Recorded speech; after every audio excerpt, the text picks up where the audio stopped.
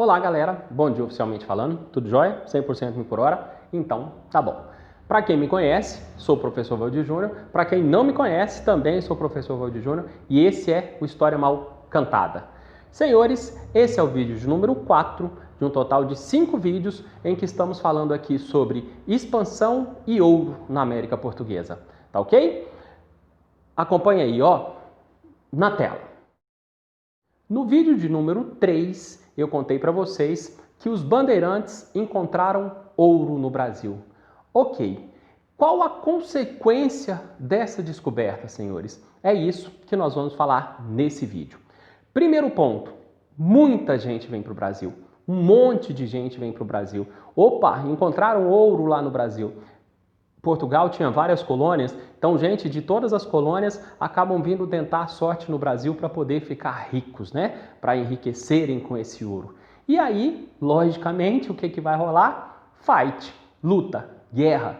Chama atenção para a Guerra dos Emboabas. Se você, senhores, for lá no dicionário, ó, definindo o termo, se você for lá no dicionário e pesquisar o que significa a palavra emboabas, você vai encontrar que era a forma como os portugueses se referiam, ou melhor, a forma como os bandeirantes se referiam aos estrangeiros, aos forasteiros, aos carinhas que vieram para cá para tentar sorte, para tentar achar ouro. Na língua tupi, significa galinha de botas. Então era a forma como os bandeirantes se referiam a esses estrangeiros, né? Uma forma pejorativa. Ah, esses galinhas de botas vêm para cá para tentar a sorte grande, para tentar tomar o nosso ouro. Então, qual foi a causa da Guerra das Emboabas? A causa foi o ouro, beleza. Mas qual foi o motivo específico? Porque os bandeirantes queriam privilégios na extração desse ouro. Os caras pensaram assim, pô, tivemos o maior trabalho para descobrir ouro, nós morremos, muitos morreram para descobrir esse ouro, né? Passamos por situações extremas e agora que nós encontramos, esses caras vêm de fora para tomar o nosso ouro? Não, nós queremos privilégios. E aí então é por isso que vai rolar a Guerra dos Emboabas.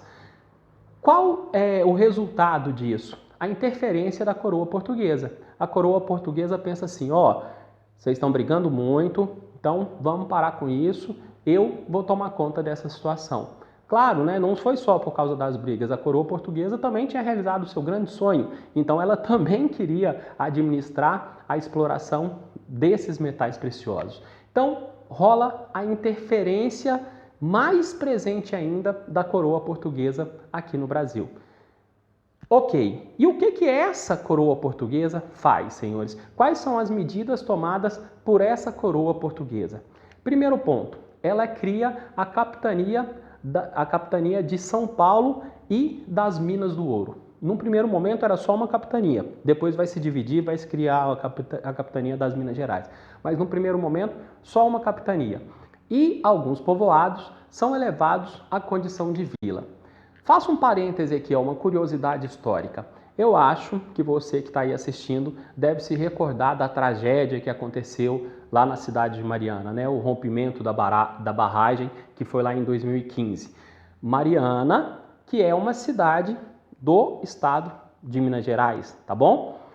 Tá, por que essa curiosidade histórica, senhores? Porque essa Mariana foi o primeiro povoado, o primeiro arraial a ser transformado na categoria de vila no Brasil. Acontece que os bandeirantes encontraram ouro no Ribeirão Nossa Senhora do Carmo. E aí, às margens desse ribeirão, se formou a cidade de Nossa Senhora do Carmo. A cidade não, né? O arraial de Nossa Senhora do Carmo.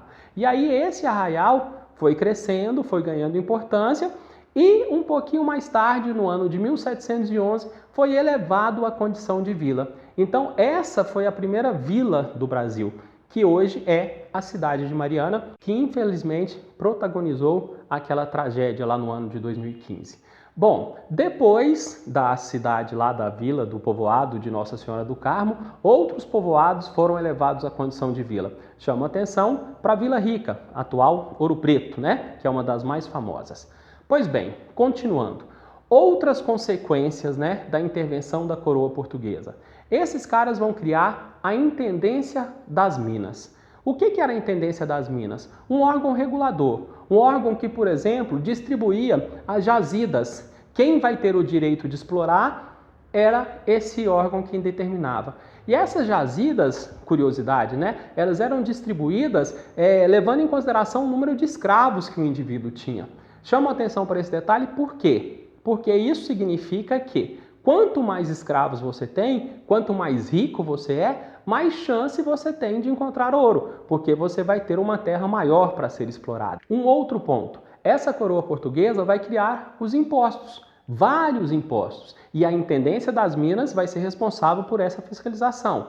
Dentre esses impostos, a gente pode citar o quinto. O quinto significa que 20% do ouro que era encontrado deveria ir para a coroa portuguesa. O quinto. 20% do ouro vai para a coroa portuguesa. E não era só o quinto, não. Existiam outros impostos. Por exemplo, o imposto de passagem. Para você se locomover com esse ouro, passando pelas estradas, você tinha que pagar um imposto. Pedágio não é coisa nova, não. Pedágio não é coisa recente, não. Ó, o Brasil colonial já pagava pedágio, que era o imposto de passagem. Outro exemplo de imposto, o imposto de entrada. A região de Minas Gerais, das minas, aliás, a região das minas, né, da mineração, elas tinham que ser abastecidas. No vídeo passado eu falei com vocês sobre os tropeiros, que os tropeiros faziam essa ligação. Então, para se abastecer essa região de Minas, você também tinha que pagar um imposto, que era o imposto de entrada. E o último imposto aí que eu selecionei para mencionar com vocês, esses donativos. Olha que interessante, se você for olhar no dicionário, donativo significa uma doação, você está doando, mas aqui não, aqui é um imposto.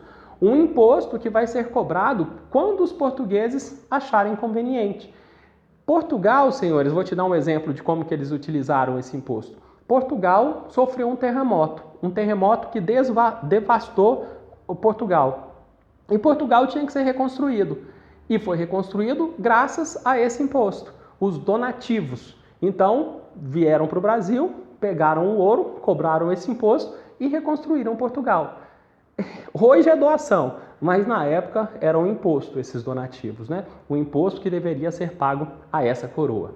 Uma outra questão, senhores, uma outra criação, uma outra consequência da interferência da coroa portuguesa. Foram criadas as casas de fundição, as casas no plural, porque cada região possuía a sua. Uma espécie de casa da moeda. Tudo isso, senhores, está preso na mesma engrenagem, tá? Não é que uma coisa é solta da outra, não. Tá tudo ligado na mesma engrenagem.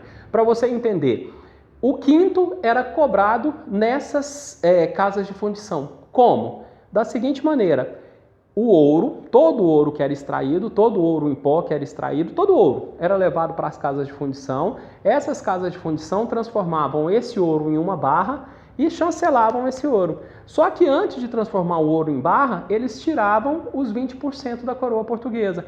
E só esse ouro que era chancelado pelas casas de fundição, que era o ouro que poderia circular, que era o ouro que era considerado legal. Os outros, né, qualquer outro ouro que fosse, que não tivesse essa chancela, era considerada contrabando.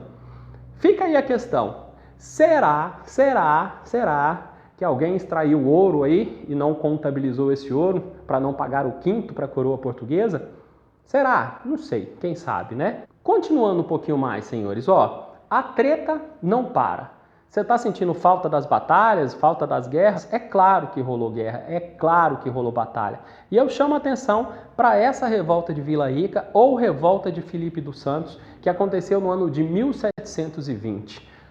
A galera de Vila Rica se revoltou contra a interferência da coroa portuguesa. Os caras estavam pensando assim, essa coroa portuguesa está pressionando demais, essa coroa portuguesa está cobrando muito imposto, nós não aguentamos isso. E aí então, esses carinhas se revoltam contra a coroa portuguesa. Chama atenção para um detalhe, esses caras não querem romper com a coroa, esses caras não querem independência, esses caras só querem a mudança das regras, só querem que as regras sejam menos rígidas, mais flexíveis, denunciam também funcionários que são corruptos. E aí o que rola? A coroa portuguesa faz de conta, o representante da coroa portuguesa faz de conta que quer negociar com esses carinhas. Ele chama os caras para negociar e fala, não, nós vamos atender às suas reivindicações, vocês realmente estão certos, vamos sentar aqui, vamos acertar. Só que essa era uma estratégia, enquanto a coroa portuguesa esperava reforços para poder combater esses revoltosos. E aí, então, quando esses reforços chegam, a coroa portuguesa suprime, né, abafa essa revolta, pega lá um dos líderes, que é o carinha chamado Felipe dos Santos, e esse carinha acaba sendo executado. Depois de executado, esquartejado, e o seu corpo foi exposto em praça pública, né? Foi arrastado pelas ruas da cidade. Essa, senhores, é uma semelhança entre todos esses movimentos que está aí na tela. Todos os líderes acabaram sendo assassinados. E por que isso é importante? Por que isso é interessante para a história do Brasil? Porque essas revoltas e a ação da coroa portuguesa vai fomentar revoltas que vão ter o cunho separatista. Nesse momento, os caras só querem reforma. Todas essas revoltas que estão aí na tela, os caras querem mudar alguma coisa. Mas só que a resposta da coroa portuguesa, ela é tão pesada, matando seus líderes, que acaba fomentando revoltas que vão tentar a independência, que vão tentar a separação da coroa portuguesa. Tá ok? É isso, senhores. Era essa a ideia desse quarto vídeo. Espero que vocês tenham compreendido. Muitíssimo obrigado pela atenção das senhoras e senhores. Valeu! Fui!